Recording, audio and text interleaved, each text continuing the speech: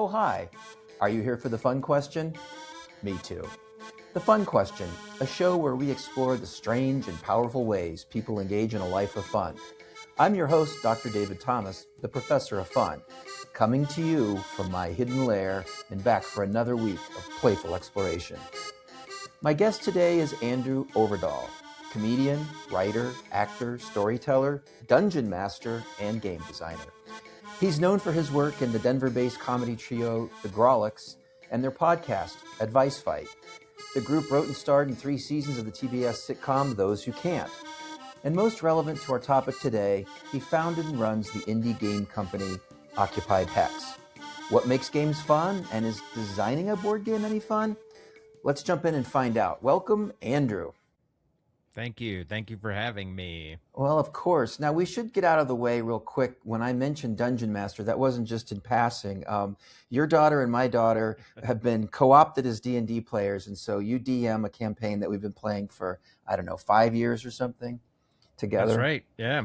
We've been playing since they were little, and now they're almost grown up, and we've played a bunch. We played all different modules and books and stuff.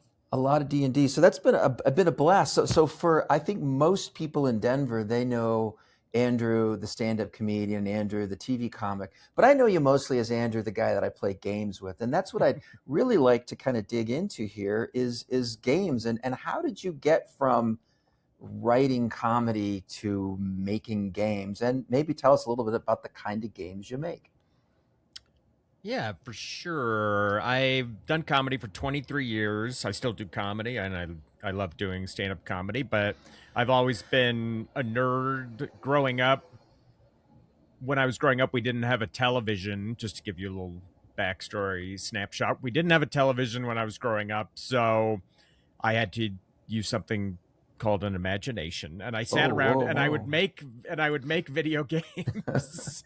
I would make my own video games in notebooks by drawing out the levels and everything. So while my friends were having fun playing Atari and Nintendo, I was paging through a notebook with like my own video game dungeon. But kind of fast forward, if we will, I didn't play D&D growing up, nor did I play it in high school. I got into it as an adult in my 30s, and I loved it. And I was like, oh, I wish I'd been playing this all this time, because what a fun game. And so I played that, and I actually got into D&D through comedy. Some other comedians invited me to try it, and so that's what got me into it. And that led to me creating games, because there's a big component in Dungeons & Dragons of home brewing things. And that means you just make up your own stuff to use in your games. And I started doing that, and I was like, wow, this is fun. And my brain really likes this challenge of creating my own content for this, like for their rule system.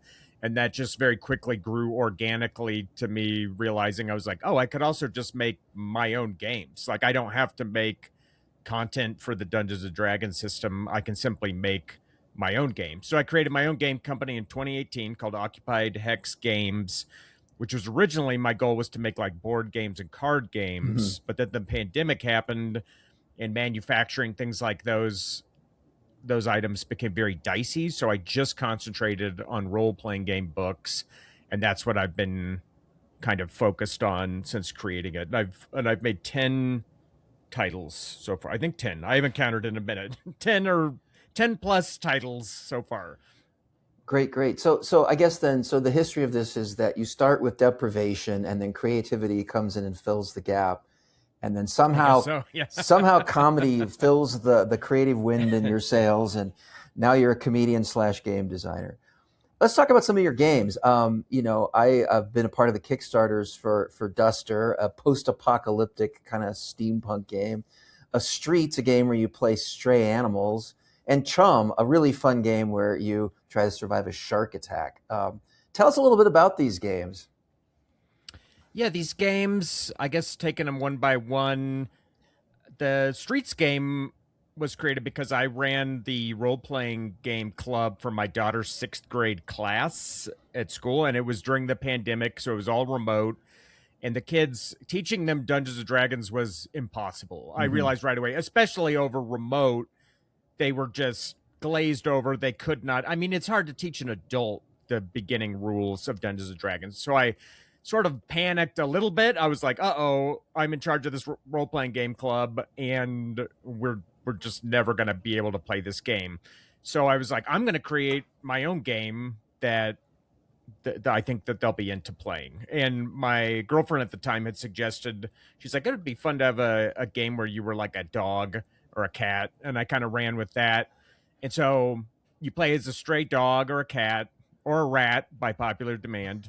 And and it's very easy to learn. It's very easy to teach. You just have these like little kind of low key adventures as a dog or a cat, designed to be played. You know, it takes like maybe an hour to go on an adventure, and it worked Mm-hmm. great. And the kids in that sixth grade club, they loved it, and they would just go cause mayhem as dogs and cats, and it worked out great. And then eventually it spawned like two sequels. There's one with like night animals, and there's one all about birds as well for bird lovers. But that was sort of that's sort of my I don't wouldn't say it's my most basic game, but it's very easy to learn. It's a great starter game for anyone who's getting into role playing games. And with Chum might actually be even easier because there's not even any stats. That just I love shark movies. I'll watch any shark movie, no matter how awful it might look in the trailer. I'm a sucker for shark movies, any creature feature, but there's something I noticed when I would play Dungeons and Dragons, if there was an encounter with a shark, the players would get more afraid than encounters with a dragon, a cyclops, you know, some sort of like rotting Uh-huh. giant. None of those things compared with that sort of primal fear. If I just put that, you know, they're in a shipwreck and I put a shark fin in the water, these people, you know, they're wizards, they're sorcerers, they have these like magical powers, but the presence of a shark, a simple shark, I could see how much it kind of twisted people up. And so, you know, taking that as the inspiration in my love of shark movies, I was like, it'd be great to have a game that kind of distilled the essence of a shark attack survival movie. And so And the let's game, again, it's easy to learn and play, and ideally it should play out like a shark movie. Yeah, and just to be clear, shark movies are all the same after Jaws, right? Somehow it's Pretty people much, yeah. in abject circumstances have to fight off one or more sharks. Yeah, and that's pretty much how this game works. There's just six scenarios where you're running into these sharks. There's also some unique sharks in there and stuff, but yeah, it's supposed to just be you gather around with your friends and you play out like a shark movie. And then Duster is my most kind of complicated game to date. Most of my games they fit into little zines. I don't have one within arm's reach, but they're most of them are little zines. But Duster is like a proper book game. It's 272 pages. It took a ton of time, a lot of systems, a lot of play testing, and that the the kind of starting point for that many years ago, I used to want to be a comic book artist and writer, and I had an idea for a comic book that was kind of set on like a future version of Earth. I never made that comic book. I used to sketch it out and things like that. I never became a comic book artist. Mhm. And then there was an event called NaNoWriMo, which maybe your audience will be familiar with. It's National Novel Writing Month, where you spend the month of November writing a crappy 50,000 word novel. I highly recommend it. It's a super fun exercise, but I wrote a sci-fi novel based on this idea I had of this kind of like future far-flung Earth. Obviously never did anything with that novel, but it was just a fun exercise. So kind of fast forward to I'm working on this game company, and I was like, "Oh yeah, I had that idea that I liked so much about this kind of future Earth." And so I decided to make a game out of it, and that game became Duster, which is this sort of post-apocalyptic world where folks have rebuilt the world with this very sort of like old west aesthetic because they don't trust in things like plastic and technology and things that they kind of attribute to the downfall of human survival. So they kind of are looking back farther to this point in history where things were like wood and iron and steel, and life was this more um kind of like rustic in reliable for their survival. So that game, huge effort, 272 pages. Now I'm working on these expansions for it that are be coming out like very very soon. I'm just finishing them up. So that's like my biggest enterprise to date, I would say. So now I got to ask you. Now I think most people would say playing games are fun, and we can talk about why your games are fun. But is it fun to design games? I mean, I know people who have written PhD dissertations that were shorter than your game booklets, and Yeah. probably spent less time on it. I mean, at what point in time is this a job versus really something that you enjoy doing, or is it always something you enjoy doing? I always enjoy doing it. It's a fun problem for my brain to turn over. I think about it all the time. I've got like a notes app on my phone, and I'll just be out and I'll either think of an idea for a game, or I'll think of a variation on something. I'll jot it in there. I think you can always be refining a game, like a lot of art mediums. I don't think a game is ever quote unquote like done. It just is done to the point where you're like, I think this is where I want it to share it with the world. Could I sit here for another, you know, year and continue to tinker with it? Absolutely. But at some point you got to like push it out into the water and let it take sail. But I always have fun doing it. I'm fascinated by game systems. I'm fascinated in how to improve them. When you stumble upon an improvement on a game system, you're like, oh, this is like twice as fun and even easier than it was before. It's like very rewarding to come across those improvements with a game. Yeah, like it would be an example of a game system. I mean, someone who doesn't maybe play a lot of games, what is a game system, and what was a game system improvement that lights you up look like? So I don't want to get too in the weeds, but generally a game system is the engine that drives the game. For example, with Dungeons and Dragons, the world's most famous role-playing game, it's called a D20 system. Most of your dice rolls involve this like classic little 20-sided guide, but you're also going to need a suite of six other dice. You use a 7-piece dice set to play it. It's pretty daunting to people who start because they're like, 7 different dice, I didn't even know there were these other dice shapes. Like they're learning about these new shapes, and then they're always wondering like, okay, what does a D8 look like? What is this? It can be a lot. So one of the very first things I wanted to do, I wanted to remove that dice complexity, because I saw a lot of times teaching people D&D, I was like, this is a lot for them, and I was like, does it need to be there? So with almost all my games, I boiled them down to a 2d6 system. That's two regular old Hmm. six-sided die, because I'm like, most people already have these in their house. You can crack open some board games. I bet you can find two six-sided dice. So that's almost all my games. You're going to use one or two of these, just because I love the simplicity of it. And I'm Hmm. like, I will make my game system fit within this. So for example, with Duster, it uses a 2d6 system. So these are the only things you need to play in addition to the book and, a pencil or whatever. But so just simplifying it there um, feels good. It's like, this is easier to teach. No one is fumbling through their dice. We're not waiting for someone we're not having to teach anyone the 7 sacred pieces of dice that we'll be using. So, but as far as an improvement goes, there's things I'm trying to think of, like the last good improvement that I found. So, for example, in the my game Duster, um, one thing I don't like about Dungeons and Dragons is that the combat, it's very methodical. Like your character has Yeah. like a best thing that they can do, and they just keep doing that thing over and over. It's like, I cast Hunter's Mark as a bonus action. I make my attack. I roll, and you just Yeah. once you figure out the best thing to do, Hmm. the game doesn't reward you for thinking asymmetrically. You're just kind of punishing yourself if you don't do the best thing. So I didn't love that. So in my game system, instead you roll for a Hmm. pool of action points, and then you spend those action points to do different things. So if you roll a ton of action points, you can have a very cinematic turn. You can attack maybe multiple times. You can do all these things. If you roll terribly, on the other hand, you're going to have a very constricted turn. You might have to think very creatively. You may have to do something you didn't plan on, but it keeps every round of the combat feeling feeling fun and fresh, and you're never just like, you know, repeat, rinse of that.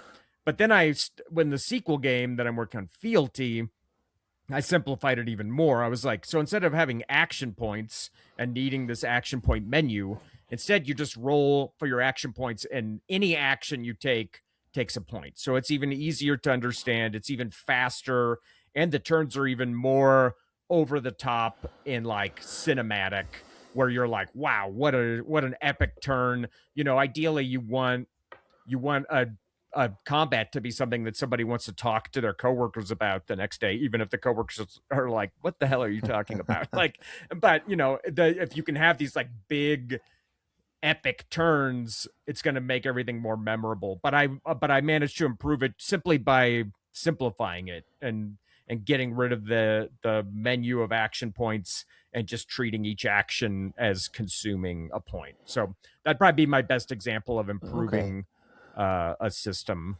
Well, I wanted to ask because as soon as you said the word action point, 98% of the human population stopped listening. They're like, sorry, nerd, can't do it. Sorry, I do. I think I sometimes talk about this stuff like everyone knows what I'm talking about. But you know what I'm saying? That I think that the reason Monopoly or Sorry or Shoots and Ladders is still popular is because people kind of have a mental model for how those games work, and just to see any amount of apparatus with a game is just daunting.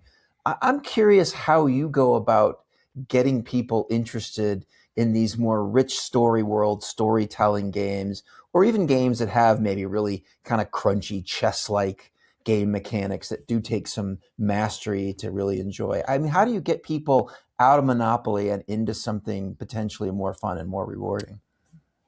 I think the biggest hurdle with any role playing game is the vulnerability of playing pretend and letting go Mm-hmm, with it. I mm-hmm. see it a lot with people who are new to the game. They don't want to get into the deep end. They want to tiptoe in. They're like, this feels crazy. Like pretending to be this like wizard. This feels they and you just gotta like let go and cannonball into the deep end of it. It's like, yeah, it's nerdy, it's dorky, it feels crazy, but if you can give yourself over to the experience of role playing and playing pretend, you're gonna get more out of it. And I always see that distinction: the people who are like holding back and don't want to kind of give themselves over to the experience, they they're not getting as much out of the game. And the people that are just like, I'm going for it. I'm just gonna like inhabit this character, and it's goofy and it's crazy. And you just get more comfortable with it. But I think that's the biggest hurdle with any role playing game is just the vulnerability to kind of go with it. And I think it just takes encouragement and the person's like willingness to get into it. But I think the games are very rewarding. It's very fun to take a 2 hour break out of dealing with their current crapo toilet world and just go be in another world for a couple hours and be another character and get to experience that. There's something that I think kind of refreshes your brain. Even if that game world is a desolate post-apocalyptic hellscape, there's something that I think is maybe cathartic or therapeutic about spending a little time there and then coming back. Well, it's one thing I've noticed about the games that you produce with Occupied Hex is there's a lot of genre diversity. So, for example, I have played Strays, and it was surprisingly fun playing as a stray dog running around the streets and devising ways to steal food and rescue our dog friends. I think the shark game was another one. I'm not a huge fan of shark movies, but if you've seen a shark movie, there's just something delightful about the implicit treachery of who's going to climb higher on the wreckage, and who are you going to swim out and save the person getting their leg bitten off. And so that to me makes it easier to role play because we've seen these genre pieces. We know kind of how they work. We've all seen Disney movies about stray dogs. We've all watched a shark movie, at least one. I know you've had other games, like you've got a game based on a comedy podcast. Do you think that genre diversity is another doorway for people that maybe just are daunted by, I don't want to play Conan the Barbarian, I don't want to play Space Ranger?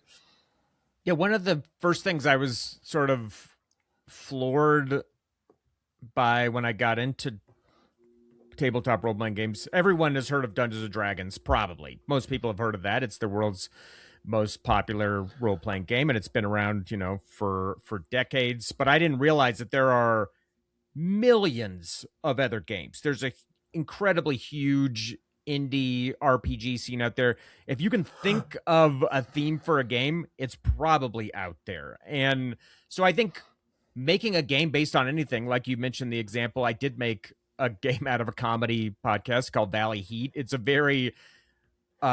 not very widely known. It is a very kind of like niche thing, but I love the podcast. The person that makes it is a buddy of mine, and so we just kind of talked about turning it into a game, and he loved that idea, and it happened very, very easily.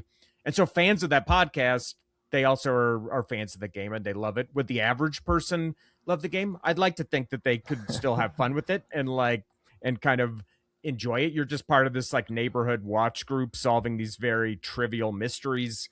But I do think, for me, I don't want to limit myself by being like, I only make this type of game. And I don't think you have to do that unless you genuinely only have one focus where you're like, I make the darkest, like most gothic fantasy games. If that's really all you care about, then go ahead and like lean into it. But if you have a variety of interests, then I think with the world of games, you're clearly not obstructed from exploring those. Yeah, are there some genres that you haven't cracked into that you'd like to build a game in at some point? Have I? I mean, as I get these ideas, I start working on them. I have a carousel of ideas. I probably have like 35 games on the carousel, and it comes around, and I'll tinker with them. But there's really nothing I say. There's no genre that I'm ever like, absolutely not. As you know, I'll take kind of any pitch. There was a point I was thinking about a game with like vampires in a nursing home that's on fire, something like a board game like that, where it's like, this is a crazy idea, but that doesn't mean it's a bad idea. It doesn't mean it can't work. So I'll follow up with pretty much any theme on a game, but it doesn't mean that they always hit. Some of them stall out, and I shelve them, and I just move on to another one.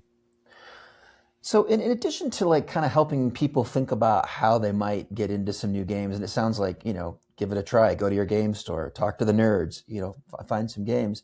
What about people that are like, I think I'd like to design a role-playing game. What's your best advice to the aspiring board game or role-play game designer? My best advice, I have had people hit me up and ask me about this, and I usually tell them to try their own spin on an existing game system. And that could be homebrewing content for D&D, but that's kind of a tall order, because you need to understand the rules of D&D a lot to be able to then be creating within their system. And it can also present a lot of balancing nightmares, because there is a lot to D&D, and when you're balancing something to make sure it works with every other like combination with D&D, you're dealing with an incredible number of combinations. So I'd recommend adapting an existing game system into your ideas. And one of the easiest game systems out there is a game called Lasers Plus Feelings that this guy named John Harper made. It's so easy. It's beautifully simple. It's a great game to teach people about role-playing games. I adapted Dungeons and Dragons to the Lasers Plus Feeling system, just kind of as a personal challenge. My game's called Steel and Spirit. It's for free on my site, but I kind of smushed the massive complexity of D&D into the Lasers Plus Feelings model to make it as easy as possible. And people, they hit me up. They're like, this was a great way to teach my kid about D&D before we like moved into real D&D. But I always use Lasers Plus Feelings as a great template for creating a game. And I tell people, if they have a game idea, try putting it into the Lasers Plus Feelings model and see how that works, because it is so simple. It's very easy, and it's free, and he has an open license on it, so you don't even have to worry about, like, I infringed on someone's copyright.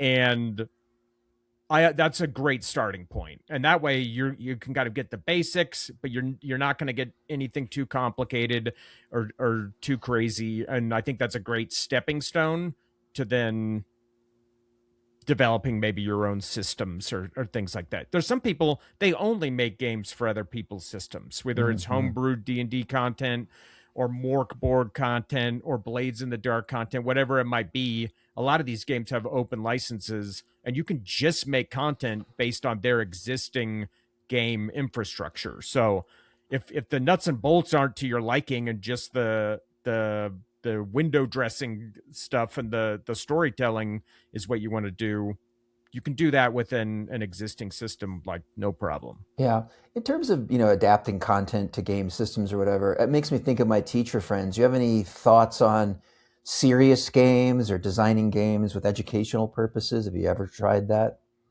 I had an idea. I'm still working on it for my game Streets, a dogs and cats game. I want to make a version of it called Streets Zero, which is a language independent version that you could use to play with a group of people who might all speak a different Hmm. language, but it'll use icons and pictures and things like that so that everyone can participate in the game regardless of language barriers.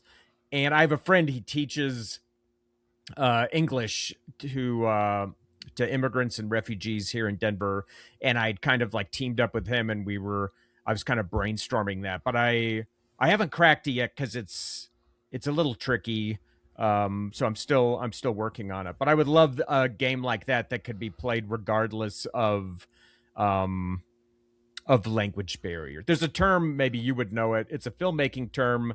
It's a Japanese term for a movie that can exist regardless of what language Hmm. the audience speaks. And the movie Mad Max Fury Road is a perfect example of that, because while the characters speak and there is dialogue in the movie, it doesn't matter if you speak English, you will understand the movie and you will be like along for the ride simply Yeah. by virtue of the visual storytelling. And I wish I could remember the filmmaking term at the moment, but it Hmm. escapes me. But I would love to have a game that could function in that same way, where you could sit down with a group of people and regardless of language barriers, play out like an adventure together, Yeah, that's really ho- cool. however that might look. So I got to ask you the fun question. Why are games fun, Andrew? And why is making games fun?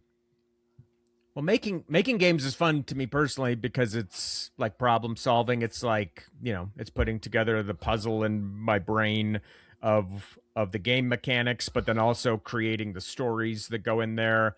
I like writing. I've always liked writing short stories. I've written these crappy novels for the for the NaNoWriMo challenge. So it's fun for me just as a creative person to have an outlet that really scratches those itches. But I think the fun of playing a game when you're on the side of a player, it's with role playing games specifically, it's simply the escape from this world. If you're giving yourself to the role playing game experience and you're in the game for those handful of hours, it really is like you're in another place. You're dealing with the evil tax collector who's come to your village and is bullying everyone, and you and your friends are coming up with this harebrained scheme to rob him that very night. And in that moment, you're solving problems with these people. You're using your brain in this spontaneous, very satisfying way to tackle these issues.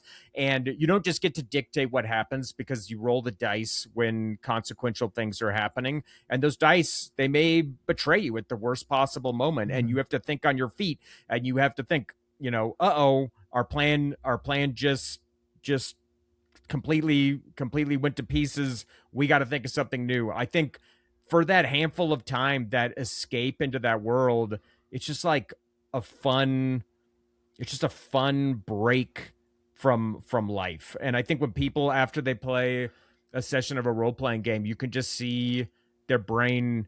It's like seeing like improv comedy or something like that. They've been using their brain in this very active improvisational way, and it's you can kind of see they're kind of the lights are all on upstairs, and I think that's rewarding, and I think that's fun as a player. So then I If guess I could put it in the most yeah. not fun description, No, I no, guess. that's what this podcast is all about, is to take all the fun out of everything. I guess the last question I have for you then I got the bonus questions. Why, if games are so much fun, where does that hesitation to dive in to play? Why is D&D not even more popular than it is? Why don't all people have shark, movie Yeah. games in their cabinet? I think as grown-ups, we lose that make-believe spirit. As kids, we played make-believe, whether it's dolls or GI Joes or whatever. Our toys, we were able to magically breathe life into them and play with them. And I think everyone remembers that moment where they couldn't do it anymore. Like, you'd sit there with the toys, you're like, wait, I can't make these. The magical effect is gone. And so the idea of kind of role playing, to some people, maybe it seems like childish. Maybe they're worried they're going to be bad at it because, now that there's this entertainment product of role playing games, things like Critical Role, professional streams of it. You've got these amazing voice actors. You've got these pro caliber dungeon masters. They've got an excellent voice for every character. And you see that. And then you sit down at your table with your friends and you're like, uh-oh, like we don't have the voices. We don't have all of that. But you can't compare yourself to those things. Those are entertainment products. You can draw a very clear line between your game at home and those, and you don't need to aspire to that or produce that caliber of entertainment.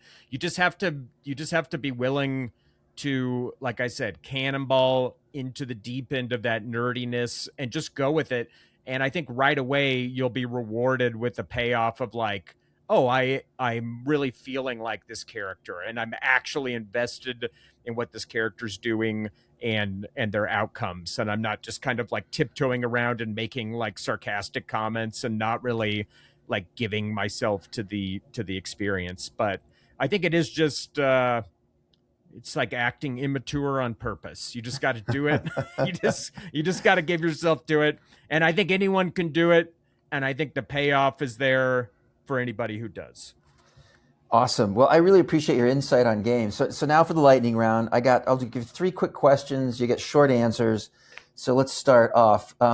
Setting sharks aside, best monster in role playing.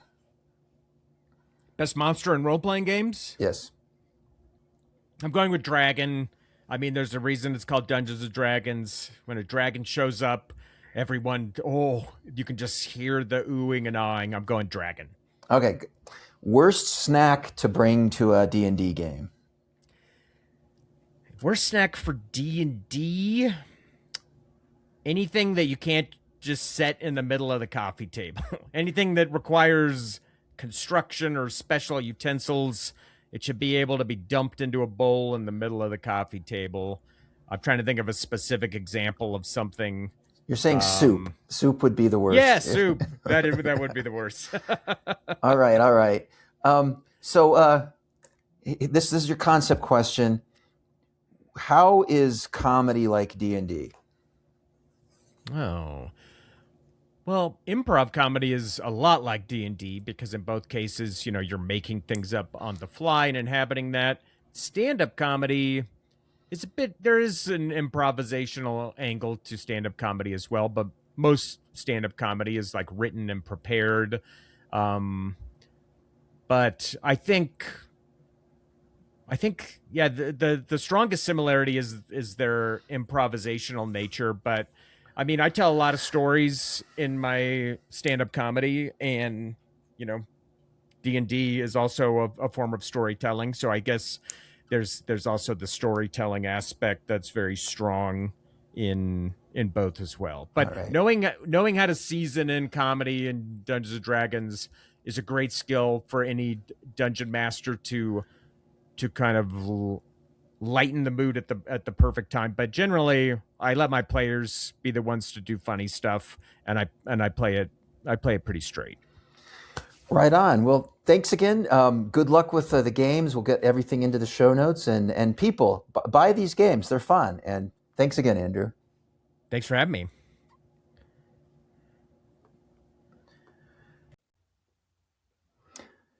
Asking what makes games fun seems a little strange on the surface. I mean, don't we play games to have fun? I think so. But really, the underlying answer to what makes games fun is it's kind of in reverse.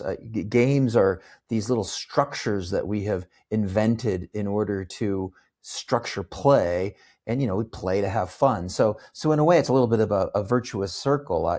We make games to have fun. We have fun playing games. I mean, at least successful games are fun. Now we could get into a whole deeper science of why some games are fun for some people, why tic-tac-toe may be fun when you're 5, but really isn't so much fun as you get older, and maybe why D&D isn't your cup of tea, but you love a game of poker. But in a sense, games are these little structures that are designed to deliver fun or play. Now, I love talking to Andrew about games because I think that he ties the art of playing and making games to this magic of creativity. And he does specifically call it magic. And I like that because, as a child, the world is a strange place. And that magic of play gives us the ability to kind of better understand the world, to have a little bit of control over it, and to envision a world that works the way you want it to. I don't know that that really changes as we get older. And I think that a good game does give us a chance to kind of imagine something a little bit different. And certainly the more open-ended games, the more kind of role-playing games give us a chance to write or tell our own stories. There really is a freedom in playing to imagine the world differently and to construct a new reality. Now, sure, maybe you're not going to finish playing D&D and then walk around in your wizard's robes at work, or maybe you will. But the point of allowing your mind that moment in time, that evening over a bowl of chips and some drinks with friends to laugh and to create and to think does leave you with a better positive affect about dealing with the world where the rules seem set, the power structures are as they are, and there's not much you can do about them. I would just say maybe games, particularly the kind of role-playing games that Andrew was talking about, are systems that let us really create our own kind of reality. And certainly, I like the way that Andrew talks about game design because it is in and of itself a form of reality construction very deliberately, where you take these mechanical rules and all of a sudden you get to decide how gravity works, what monsters can do, what magic is in this special world. So how do you get there? How do you unlock some of this? Well, like most things, you got to get out and try it. Go to your game store, talk to people, go to Andrew's website, buy some of his games, give them a try, find some people. Really, you have to start by giving yourself and others permission to play. And as someone who's played the Shark game and has played the Strays game and has played D&D and many other games, I have to say that I enjoy them the most when I do kind of let loose and become my character and really enjoy living in a different world for a minute. So with that, I'd say get out and play, try some games, and of course, have fun.